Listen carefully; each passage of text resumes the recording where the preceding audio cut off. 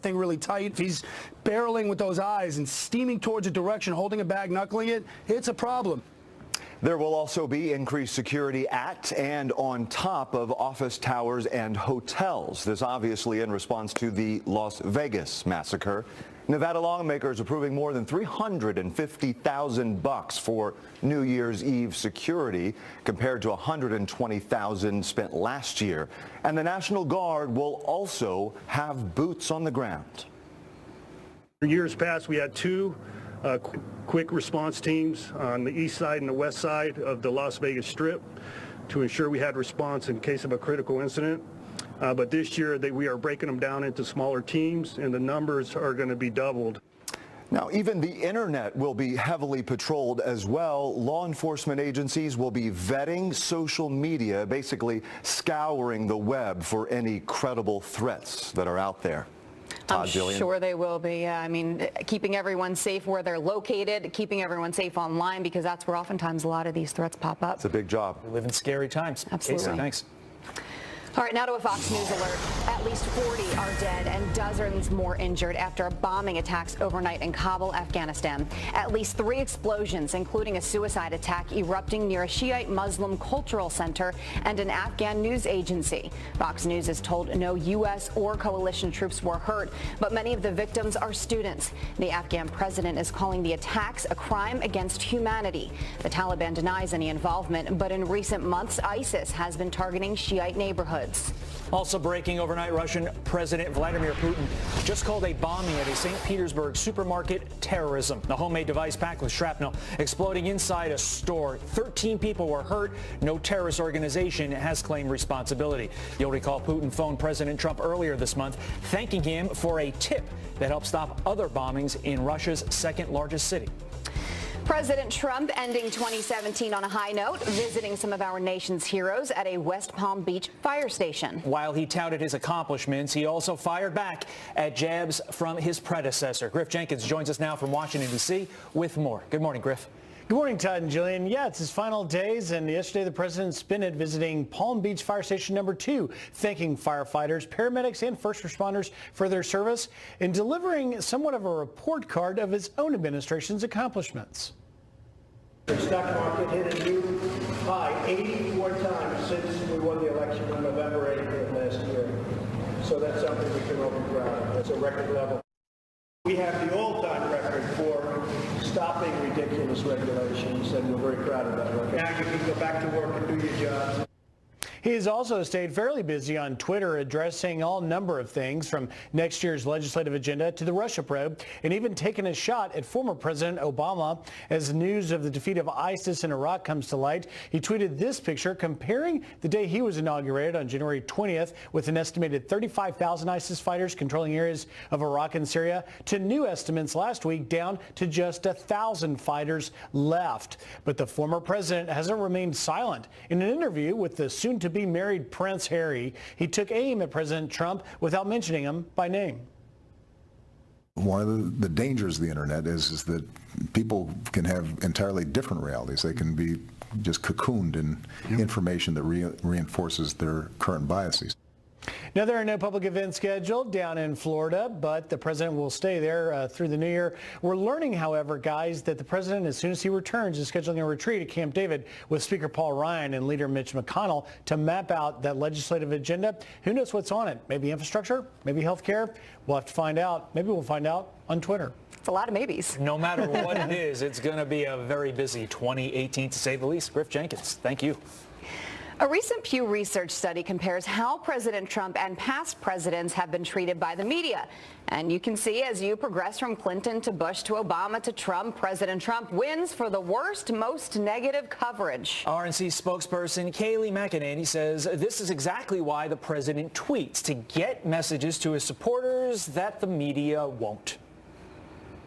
Twitter is really indispensable to what the president is doing. It's, as you said, his direct connection to the American people. He is facing unprecedented hatred from some members of the mainstream media. You see the Harvard study that said 80% of the coverage of his first 100 days was negative. The new MRC Media Research Center study said 90% of the coverage in his first year was negative. He has to use Twitter to attack the fake news onslaught coming directly at him, unlike President Obama, where most of the coverage was positive. According to a Harvard study. Meantime, a former State Department employee with ties to Senator John McCain subpoenaed over connections to the fake Trump dossier. The House Intelligence Committee demanding answers from McCain Institute staffer David Kramer about his reported firsthand knowledge of the bogus report. Now, according to court records, Kramer met with the author hired by Fusion GPS to write the salacious dossier that helped start the FBI Russian probe. Roy Moore still not giving up weeks after Alabama's special Senate election. His campaign filing a complaint alleging voter fraud and calling to postpone the certification of the declared winner, Democrat Doug Jones. The complaint also says Moore successfully completed a polygraph test, claiming the multiple sexual misconduct allegations made against him are false. The state board is scheduled to meet today to certify the results, even though Moore has not yet conceded. Well, the happiest place on earth is back up and running after being left in the dark. A massive power outage stranding Disneyland riders during one of the park's busiest weeks. We're the small world and all the lights go off. What do you feel about the idea of a power failure kind of affecting your day? It's disappointing. People had to be escorted off nearly a dozen rides after more than 20 minutes, but the good news is no one was hurt. Disney is blaming a transformer issue and restored power within 6 hours, but some guests are demanding a refund. Dozens of passengers stranded in frigid temperatures overnight. Just take a look. What happened is a ferry crashed in New York City. 27 people were on board when the boat hit a sandbar. One passenger said it felt like a car slamming on the brakes. Larger rescue boats had to stay away because the water was too shallow. So responders had to evacuate passengers 2 at a time. It took about 3 hours to get everyone off the ferry. Work to remove the historic Jackson magnolia tree deemed dangerous now underway. Employees at the White House starting to cut down part of the 200-year-old tree. The U.S. National Arboretum recommending the removal because the tree, well, it's dead and it's falling down. First Lady Melania Trump requested that the wood from the iconic tree be preserved and is hoping to plant a new magnolia in the same place. And like we said yesterday, this wasn't Melania walking around the grounds being like, that one's out, that one's out. You're gone. The tree was going to kill reporters.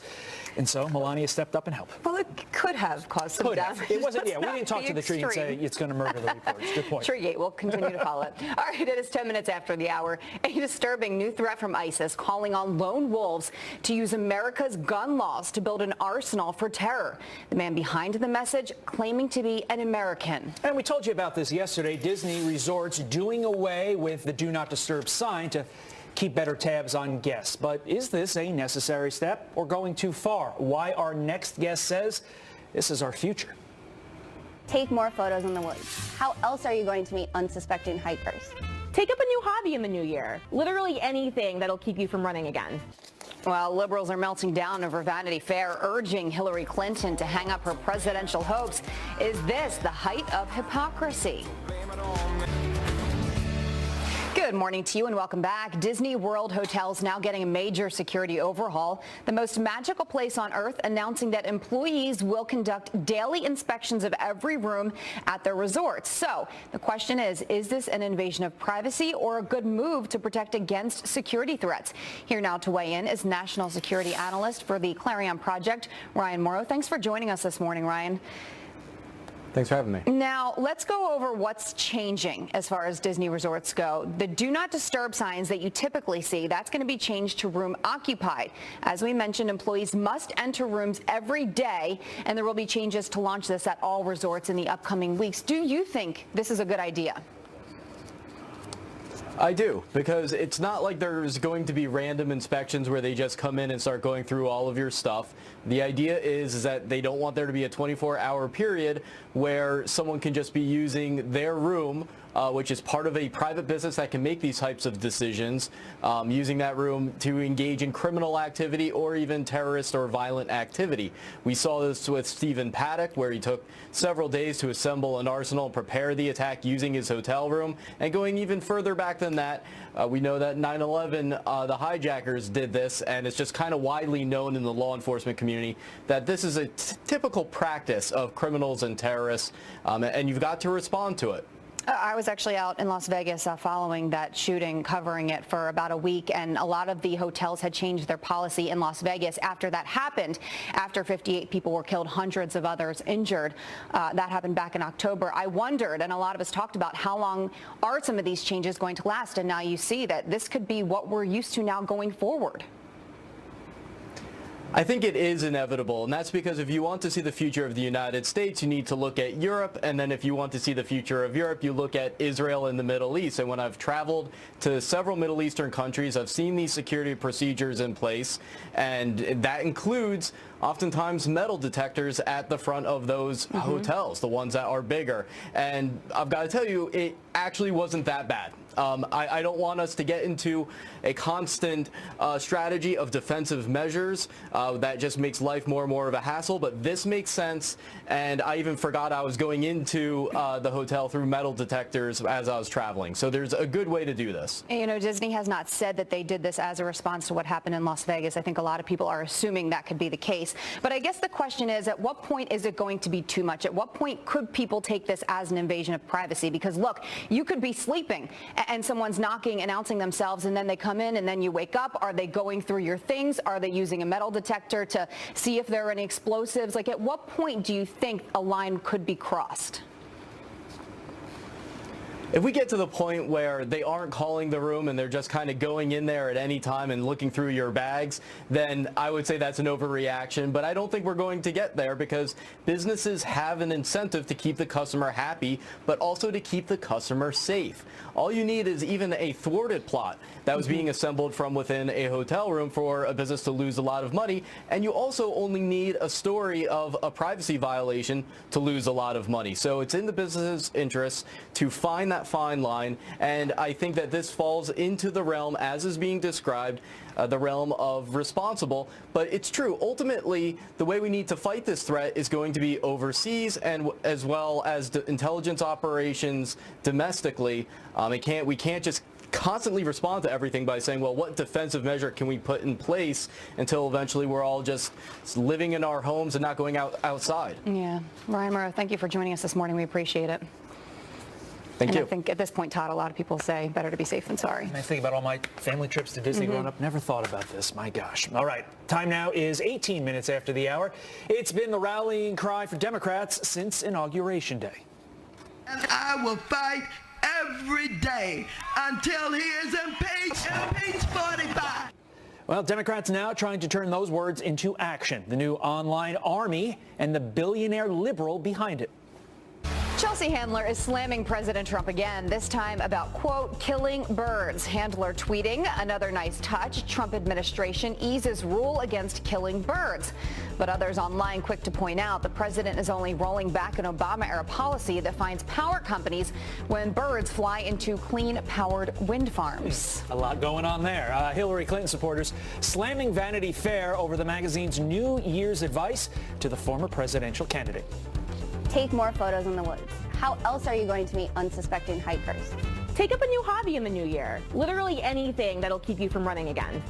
Supporters so enraged, calling it a trash heap. One Clinton advisor even posting this photo burning the magazine. But Fox News contributor Tomi Lahren recalled another scandal where the left acted much differently. This is the left. This is a group of people, Kathy Griffin included, who thought it would be funny, thought it would be a joke to decapitate President Trump and pose for art. But now if we make fun of Hillary Clinton going in the woods or going to Whole Foods suddenly, that's below the belt, I'm sorry. I don't quite see it the way they do. A magazine spokesperson says the video giving advice to Clinton was supposed to be a joke, but missed the mark. I don't know. If you make a joke, you got to own it. And they just kind of backtrack. Is that what you do? Some of mine are just so bad, Jillian, as you know. Because the whole crew here knows. These aren't bad. These are awesome. From Dunkirk, Wonder Woman, Blade Runner, Logan, the list goes on. The blockbusters stepping up their game in 2017. So which movies were the absolute best? Here with his top 5 picks of the year is our favorite Fox News contributor, Kevin McCarthy. Kevin, let's start with number 5. Hey, good morning to you, Jillian and Todd, and happy holidays and Merry Christmas and Happy New Year. There's so many different holidays happening at the moment. But yeah, lots of films this year. I saw well over 100 movies this year in theaters, and we're going to count down from 5 to 1. My 10 through 6 you can see on my Twitter, by the way, if you go to Kevin McCarthy TV. But number 5, no question, is Logan, James Mangold's film, the R-rated Wolverine movie. This film transcended the superhero genre, very similar to what The Dark Knight did. And what I mean by that is The Dark Knight was a film that had Batman, but it felt more like a crime drama. This film has Wolverine, but feels more like a Western. This is one of Hugh Jackman's best career performances of his career. He is brilliant in this movie, as is Daphne Keane. This movie has every single thing going for it. The shots, the score, every single element of this movie works, and I love this movie. My number 5 is Logan, no question. Sure.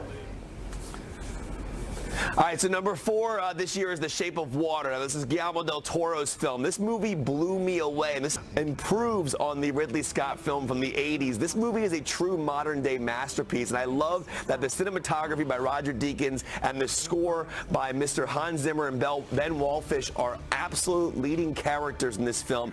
Every single time I watch this movie, it just grabs me and does not let go. And it's 2 hours and 40 minutes or so, and it goes by very, very quickly. Definitely recommend seeing the original Blade Runner first, then watching this. To me, it's a continuation, not a sequel, and it's better than the original film. That's a long film. For number 2, I don't like any of the genres this movie could be contained in, but this is one of the best movies I've ever seen. It is spectacular. Get Out.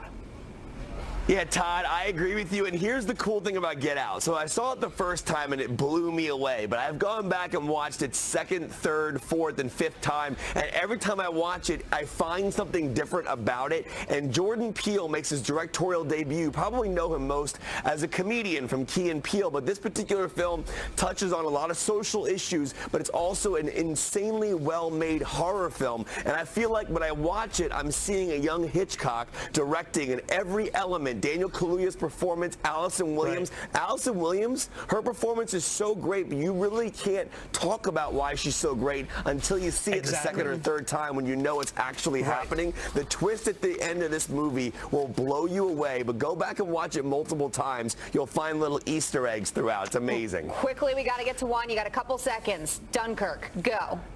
No question. I've seen this movie 8 times. I saw it 6 times in theaters. The 70mm IMAX experience of this movie is one of the best experiences I've ever had in a movie theater. Christopher Nolan's Dunkirk is told in 3 different time structures on land, sea, and air. An absolute masterpiece. See it on the biggest screen possible. I cannot believe we live in an era where this film exists. It is a brilliant film, and I love this movie, and one of the best films. Hopefully it'll be talked about a lot from years to come. Those are my top 5 of the year for 2017. Great stuff as always, Mr. McCarthy. Thank you. Have a great 2018, and we will be right back. We are back with the Fox News Alert. An ISIS fighter with an American accent is calling on Muslims living in the U.S. to carry out terror attacks. The chilling propaganda video released by the Islamic State shows an unmasked man named Abu Sali al-Amriki holding a pistol as he calls for supporters to take advantage of U.S. gun laws. The fighter also stating President Trump's war on Islam is opening the door for attacks. It is not clear where or when that video was recorded. More disturbing evidence that North Korea's nuclear program is poisoning its own people. South Korean media reporting 4 defectors who lived near its test site in Kilju County show possible radiation exposure. This supports previous warnings from nuclear experts that the launch site could contaminate the area, and comes after anthrax antibodies were found in another defector. President Trump finally getting some backup to help enforce the law. Lawmakers in 11 states throwing their support behind our commander-in-chief's appeal to punish sanctuary cities. The group urging the appeals court in San Francisco to revive the executive order and cut off federal funds for undermining ICE and refusing to help deport illegal immigrants. Record-breaking snowfall burying parts of Pennsylvania and New York as bitter cold temperatures grip the nation. Upstate New York issuing a state of emergency and draft travel advisory. Lorraine firefighters rescuing a woman trapped in her home using shovels and a plow to dig her out. Look at all that snow. A small plane skidding off a snowy runway in Indiana, sliding right into a cornfield.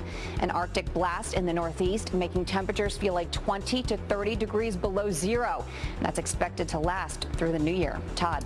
Jillian, thanks. From winning the war on tax reform, divisive rhetoric from the Democrats, and the battle over Senate seats, it was a huge year in politics in 2017. But what stories can we expect on the political stage in 2018? Here now to break it all down, the editor-in-chief of the Daily Caller News Foundation and the author of The Art of the Donald, Chris Bedford. Chris, great to have you here. And let's start off with something that is percolating in the air. In the business of journalism, we report facts, not rumors. But the fact here is that a major paper will be disclosing a number of harassment allegations that could sweep up dozens of politicians there in D.C. What can you tell us about this? True, and that's the sad way we're likely going to begin the next year, is with the continuing amount of stories coming out about sexual harassment. There's a giant list of congressmen on both the House and the Senate who have paid out people for sexual harassment allegations in the past. We don't know who that entire list contains, but the rumors coming around Washington, D.C., those rumors, by the way, they start because reporters start calling staff members, they start calling comms directors,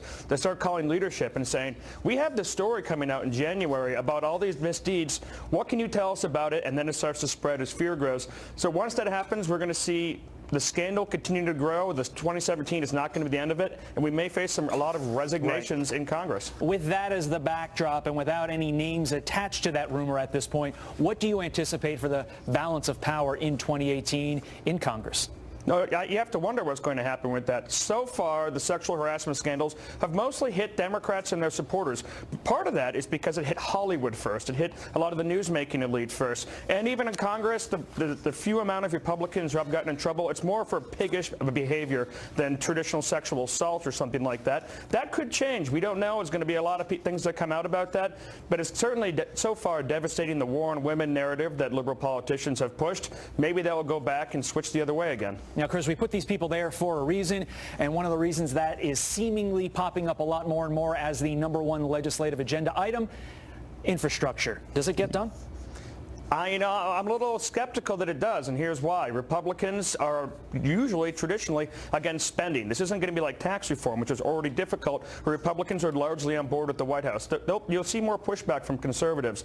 In addition to that, Democrats, who are typically for infrastructure, typically okay with federal spending, they don't want to give Donald Trump a win. They don't want to give the Republican Party any kind of win, and their base really doesn't want to give Donald Trump a win. And one of the main reasons for that is the upcoming midterm elections 2018. Well, let's go and branch off of that for a second.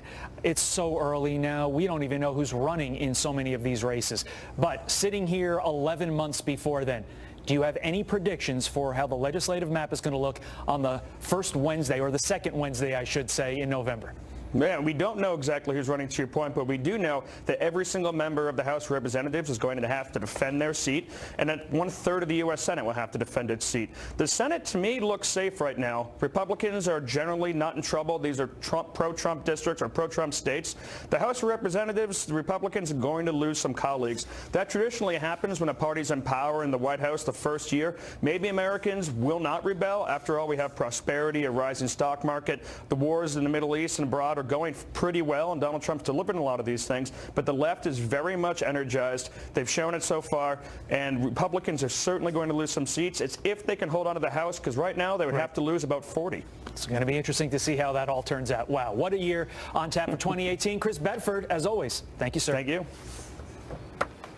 It is 37 minutes after the hour. A public university under fire for a new class called The Problem with Whiteness. The new calls from Capitol Hill as the school refuses to change course. You guys back up! Car's on fire! Back up! And hero police officers running toward danger after a car burst into flames with people trapped inside. The incredible rescue caught on camera. And looking for love? The answer might be in your genes. Meet the woman behind the new app using your DNA to find the love of your life. Welcome back. 41 minutes after the hour now. The University of Wisconsin-Madison will continue to offer a course titled The problem of whiteness, despite calls from GOP lawmakers to cancel it. Now, according to the fall class description, it aims to help students, quote, understand how whiteness is socially constructed and experienced in order to help dismantle white supremacy. Republican Representative Dave Murphy says he finds it extremely concerning that the university thinks this class is appropriate. And professors are suggesting that students wear name cards with gender pronouns. Two professors from NYU and Simmons College want to adopt a social justice agenda. They believe the name cards will avoid anyone being mislabeled from the first day, and the two are also urging professors to establish group guidelines so that students feel comfortable. Jillian? Thank you, Todd. Billionaire Democratic donor Tom Steyer is resorting to building a digital army with one goal: to impeach President Donald Trump.